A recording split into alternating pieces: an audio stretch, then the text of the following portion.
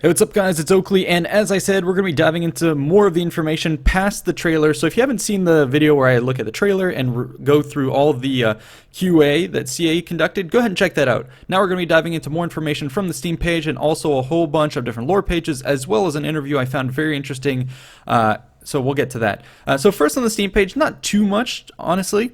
Mostly a rehash from what we saw from the trailer, although they do expand a little bit on who the legendary lords are going to be. So first they start off with Prince Tyrion, Defender of Ulthuan. So he's going to be the primary legendary lord for the High Elves. And keep in mind that each faction or each race here has two legendary lords with their own sub-factions and starting positions. So Prince Tyrion is going to be the first one, and then there's going to be a second one, which we'll cover here in a bit, but it's not explicitly stated here. Next, they talk about the Lizardmen. So the Slan Mage Priest Mazda Mundi is going to be leading the Lizardmen. Next, for the Dark Elves, we have the Witch King, Malekith, and don't state anyone else, and that's about it. And then they talk about a fourth secretive race. Everything kind of seems to imply that this is going to be the Skaven, although, again, they're holding that for a later video. Next, they continue to talk about various things. So this is, again, confirmation that there are four main continents. I already talked about this in the last video. The newest one is going to be the Southlands that we weren't expecting. So Lustria goes to Lizardmen, Ulthuan goes to the High Elves, Nagaroth goes to the Dark Elves, and the Southlands are going to presumably belong to Skaven, which is technically not revealed. But yeah, that's it. Then the central mechanic is going to be the Great Vortex. They haven't said too much about this besides it being a climactic endgame experience, although in the interview that I found there was a bit more talked about that, but we'll save that for the end of the video. That's actually very interesting, the mechanics that they talk about there. Then finally they say there's going to be 8 legendary lords, 4 iconic races, we've gone over those, and then they just go over with more filler content. And then here at the end they talk about the combined map version, which, as was stated in the previous video, basically there's going to be 3 Total War versions. One, Total War Warhammer 1, which takes place in the Old World. There's Total War Warhammer 2, which takes place in the New World, plus the Southlands. And then there's a combined version that mixes the two together that's going to be free DLC for anyone who owns both games. And that'll combine both and allow you to play the vast majority of the races. And it's going to be coming out a little bit after Warhammer 2's launch. But yeah, let's go over the different factions. So again, here they stated the 3 main revealed factions with one of each of the lords, and let's go ahead and dive real quickly into it.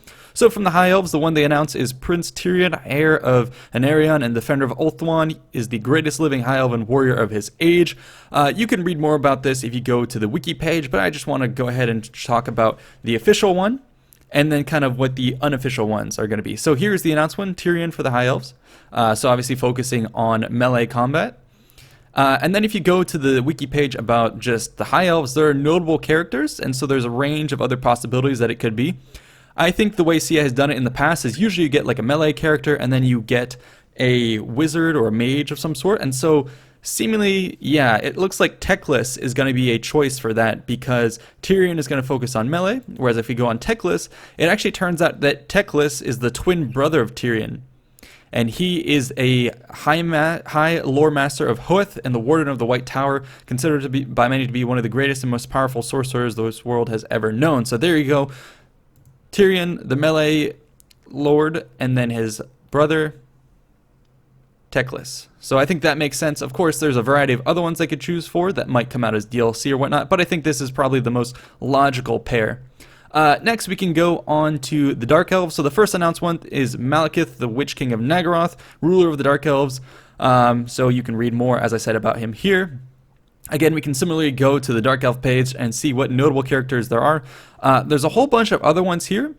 They could go a bunch of different directions. I don't necessarily think each faction is going to be Melee Lord and Mage, Melee Lord and Mage. They may switch it up. So for instance, if you look at the Dark Elves, maybe they'll go the Witch King, which has a mix of, mage and melee, and then perhaps just like a cool Dark Elf assassin.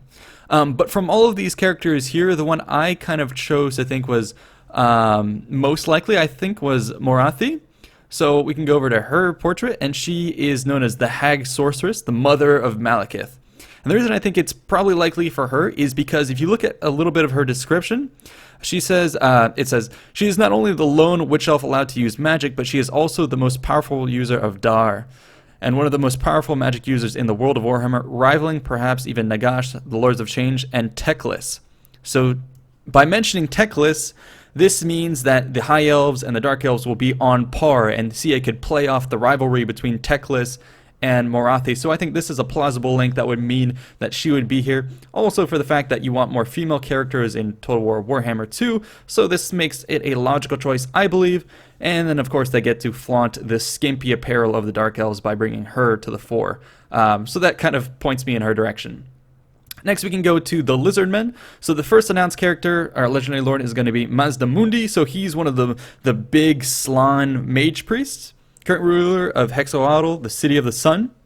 And yeah, so he's the main announced one. And if we go to the Lizardmen, again, notable other Lizardmen, Lord Croak, Lord Mazdamundi, Krukgar. So if we look at a bunch of these, again, we're going to use kind of little things to eliminate some of them. So Mazdamundi is confirmed. He is going to be a mage priest, and he's going to be the most powerful living Slann. If we look at Lord Croak, he's said to have been the first Slann mage priest. So we're not going to do a second Slann mage priest, so Lord Croak is out. That makes the next logical one, I believe, to be Krukgar, because look at this. Goruk is a white lizard, a great white lizard. He's a Saurus. Actually, perhaps these two are likely. But I think what they're going to be doing is probably going for a Krukgar, and the reason I say that is because, I mean, look at Mazdamundi. He's a giant toad blob, obviously kind of a powerful mage, and CA probably wants to show off the variety of the Lizardmen, and what better way to do that than go for Krukgar. And his story behind him is basically he's known as the last defender of Xotl, and he's an ancient Saurus. So the Saurus are a particular breed or a variety of the Lizardmen, which are going to be some of the bigger kind of dinosaurs. And the cool thing about him is, well, he rides a Carnosaur. So what better mount could you have as a ambassador for the Lizardmen than a guy literally riding a T-Rex? So I think that's why he is presumably going to be the second character, because he looks cool, he adds to the variety of the Lizardmen, he has a different mount, and yeah, it's pretty epic. So I think that is the reason we'll probably be seeing him. So yeah, that's it. Those are the main three ones with my idea for who the secondary legendary lord will be. And of course, you know, if you look back at Lizardmen, where there's a list of more of them, presumably DLC and free DLC is going to come out to expand on these. So a lot of choices, as well as perhaps other sub-factions for each of these that could come out later. Lastly, the fourth faction is probably going to be the Skaven, because they've announced that there's going to be the Southlands. And yeah, at the end of the trailer, there was a rat. So presumably, we're going to be looking at Skaven. If you look at the area that we're going to be looking at, the Southlands, the main clan here is going to be Clan Pestilence. So you can read about it here. But basically, that begs the question, who is going to be their legendary lord? Well, you can scroll down and look at some of the heroes here. They don't state everything, but if you go over to another page, Lord Scroll, Plague Lord of Clan Pestilence, is one of the most legendary disciple of corruption and decay with Clan Pestilence, walks the world as an affront to nature, sign of the power of the great horned rat. So he would be my bet on who's going to be the legendary lord for Clan Pestilence. A couple of other choices that they could get, but let's go ahead and start with that, because Skaven and Clan Pestilence has been officially revealed, but presumably they are going to be, and this would be my first bet on who one of the major legendary lords is going to be. He's pretty iconic to the Skaven, so yeah, I would put money on Lord Scroll. So that's it. You can go ahead and read all of these by going on the Warhammer Wiki. I'm not going to just read it out to you. Go ahead and read more about it yourself. That being said, let's move on to the last QA that CA had with EuroGamer. I looked up a couple of different articles from PC Gamer, IGN, and none of them were very revealing, but this one I thought was pretty interesting. We'll go over why. So they ask a variety of questions. First, they try and poke and prod to learn more about Skaven. And CA is going to be real cheeky, say, oh, what's a Skaven? They say, hey, the Southlands, who lives there? And CA says, we're not ready to talk about that yet. So, yep, keeping their cards close to their chest, but it's pretty obvious that it's going to be Skaven. Next, they talk about, in the New World, basically CA is going to say there are going to be other races and factions there. So a lot of sub-factions dotted all over the map. In CA's QA, they did say that there's going to be a third more capturable regions in Warhammer 2, so obviously that's going to have to be populated with a lot more factions, and yep, that's pretty much confirmed here, where they say a lot more sub-factions dotted across the map. So there you have it. Next, they're going to ask about, does this include factions from the races we've seen previously? Yeah, they say you're going to see, similar races, so obviously you're going to see factions from the Empire. There's definitely going to be vampire counts, because there is the Vampire Coast, which actually has pirate zombies. So there's a lot of little things like that where you'll be seeing greenskins, savage orcs, things like that. You'll be seeing people from the Scaling and kind of the Nordic factions. So yeah, expect to see some of those factions come to the New World. Now, the big thing here that they talk about is going to be the mega campaign.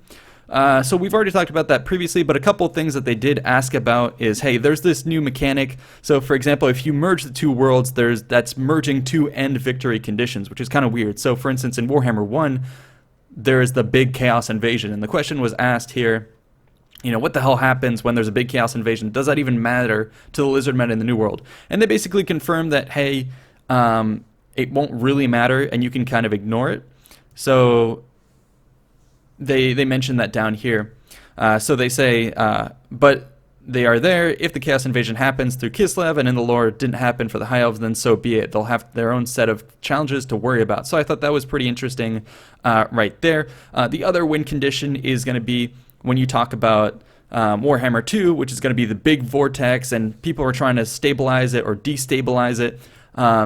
They say, does that matter for the Warhammer 1 factions? And essentially down here, I believe at the bottom, they go ahead and state that, no, it doesn't. So here they say, but you're playing a mega campaign, you're controlling Warhammer 1 race. Does the Vortex matter? No, in the mega campaign, they won't be concerned with that. We're not really talking in any detail, but basically don't panic. So they're going to kind of create the combined version of the two campaigns. They're going to have to work out the end conditions so that they don't tear each other apart. They've also said that in order to drive down the wait times for changing the turns, that they're going to have to strip out some of the minor factions. Yeah, we'll wait to see. They haven't specified too much. The next thing I want to talk about is some of the mechanics. Oh yeah, here's the end turn where they talk about mechanically things like the time it takes between turns, maybe an issue. It's going to be an even bigger issue when you combine the two maps. So this is where CA replies that it will probably mean that some of the smaller factions need to be cut, but we won't sacrifice too much. So yeah, CA is going to have to make compromises for this combined version. So there you have it. That's a bit more detail about the combined map. Now the biggest, juiciest part about this is going to be this portion right here. We're going to spend a fair amount of time talking about this.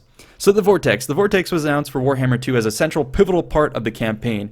What does it mean? So in the lore, the Vortex is something that the High Elves created to kind of try and kind of like a giant vacuum, trying to get all the winds of magic out of the Warhammer world, channel it away, and prevent a chaos invasion. So this is going to be a big mechanic in the game where essentially some factions want to keep that vacuum running. They want to keep chaos away, whereas others, like the Dark Elves, presumably want it to fail and use the billowing out of chaos and the winds of magic to their benefit. So that's kind of how the Vortex happens. So this is the first I've heard of mechanics. So what they talk about here is ultimately each of the races will have various mechanics to be able to cast rituals. That's interesting. Stage by stage. This will increase their ability to affect the Vortex in whatever way they need to. Some of the races want to keep its integrity, some want to destabilize it. So there we have it. Here is the actual mechanic. So it seems like you're going to be able to progress kind of, I don't know if it's going to be like a Legendary Lord chain, but for your entire faction. But essentially you're going to have to do things to advance stage by stage, and as you get to the next stage, you then have the ability to, as they say here, cast rituals. So, for instance, for the High Elves, perhaps it's going to, or for the Lizardmen, let's use Lizardmen as an example. The Lizardmen are well known for being tied to the old ones. They go crazy over capturing, or they'll move mountains to go ahead and reclaim something that's lost, that's tied to the old ones. And so presumably for them to cast their rituals, they'll probably have to do expeditions to go find a certain piece of a relic, or if it gets taken from them, they'll have to go ahead and retrieve it. So I assume that's kind of how, for instance, for the Lizardmen, that'll work. There'll be a lot of relic seeking.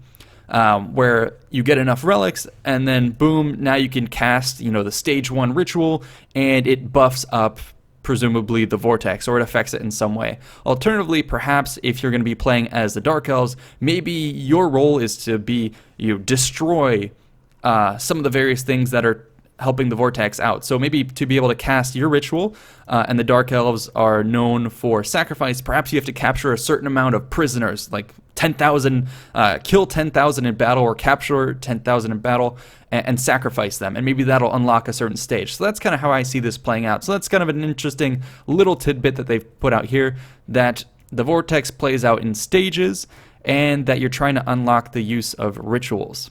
So there you have it, a little bit of expanding on that point. Next, they talk about, this Vortex is actually the end game, and so this is a big departure from how it's worked previously.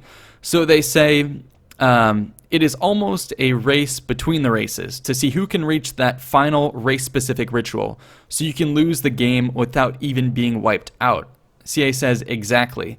So basically there's going to be a big timer going on the map where you can mind your own business, but all of a sudden at turn 159 you could just be declared, you lose. I hope it's not as abrupt as that, but presumably you could potentially lose if you're too isolationist, and so that's going to be very interesting. CA has said that they've tried to do this to change up the pace of the game, drive a narrative, and it's going to be tied to these ritual stages, and presumably what I assume is, maybe there'll be a stage counter where you look at Clan Pestilence, and Clan Pestilence is at stage 4 and they need to get to stage 5. I assume there will be a way for you to go ahead and attack Clan Pestilence, and maybe you can knock them down to stage 3, 2, 1. So maybe there's ways to manipulate who is at what stage, or you could wipe them off the map if they're getting too close to the final stage. So that's kind of an interesting mechanic that they've talked about here. Yeah, so that is how it's going to work. Each of the races has their own individual take and storyline to do with the Vortex. If you do want to ignore that, you can just go and do world domination, but there's this alternative route, and other races will run for the Vortex if you don't wipe them out.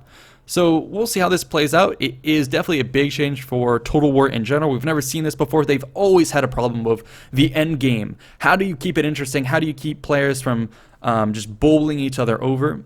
So yeah, we'll see if this new mechanic does something to freshen it up. The chaos attacks at the end of Warhammer 1 did a little bit to differentiate Warhammer from other games, but it was similar to Attila, so this is going even further to try and freshen up the end game, and we'll have to wait and hear more details to see if it really achieves that breath of fresh air, and if it really adds the sense of urgency throughout the game. So that'll be interesting. That's about it. At the end, they do talk about them having similar plans for DLC and free DLC. They said they were pretty successful in the way they did it for Warhammer 2, and so they're going to keep that same model moving forward. That's about it for this video. I hope you guys enjoyed. Stay tuned for more. I'm sure CA will be releasing a lot more information in the days and weeks to come. But yeah, that's it for my overview. Check out that first video if you haven't already, and stay tuned for more. Bye-bye.